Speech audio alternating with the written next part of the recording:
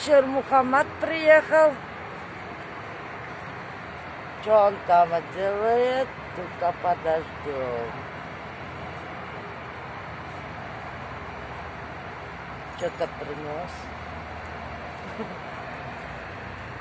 سلام علیکم رحمت الله و برکاته. صبح صادق بر ما و شما مبارک بگردد هموطنان عزیز.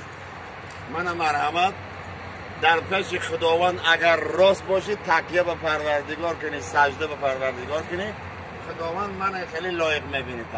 سری ان خیره رو سیله که دانه شد. دیست تیماخه ما من خطی تیماخه ماشینی نو خریده. این تو دمیت آوردم.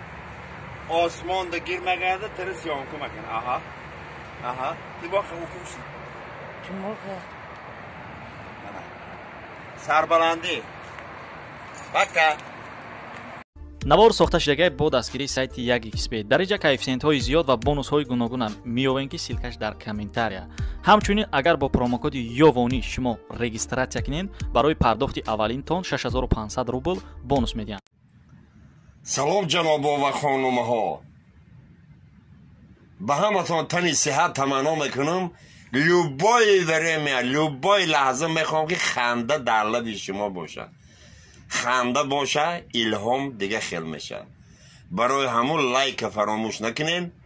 مرحمت قصه نوبتی شیر محمد درباره شما براتنای غریب و غریب بچه و نر ماده.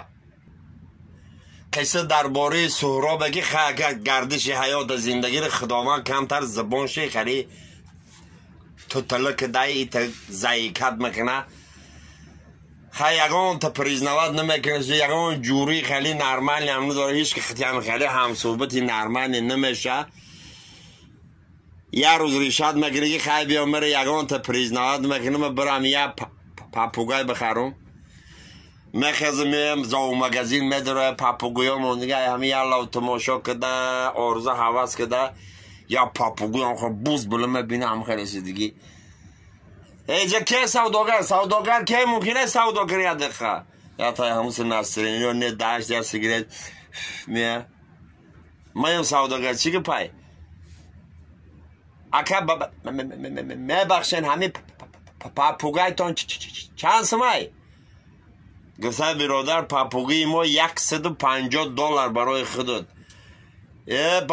براتن گفته چو قیمت ای پاپوگی تو گفته برای او قیمت ای پاپوگی می $150 بسته که سگری بسایی برای که پاپوگی ای تو رو زور گاو میزنه.